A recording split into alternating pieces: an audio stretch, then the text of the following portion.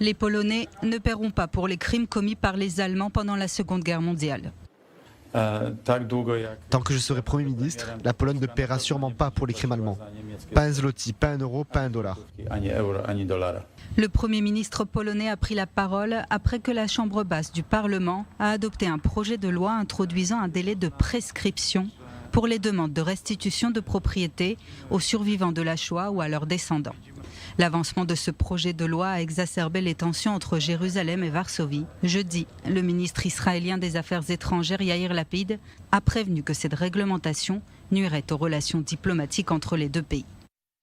Aucune loi ne changera l'histoire. La loi polonaise est immorale et nuira gravement aux relations entre les pays. Israël servira de bastion protégeant la mémoire de la Shoah, la dignité des survivants et de leurs biens. La Pologne, sur le sol de laquelle des millions de Juifs ont été assassinés, c'est ce qu'il faut faire.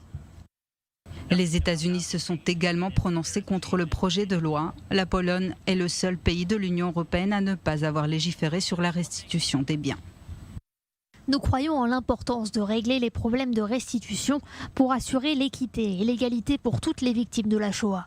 La décision prise par le Parlement polonais est un pas dans la mauvaise direction. Nous exhortons la Pologne à ne pas faire avancer cette législation. Les relations entre la Pologne et Israël se sont tendues depuis 2018 après l'adoption d'une loi controversée sur la Shoah. En effet, la Chambre basse du Parlement polonais avait approuvé un texte qui nie la responsabilité du pays dans le génocide juif.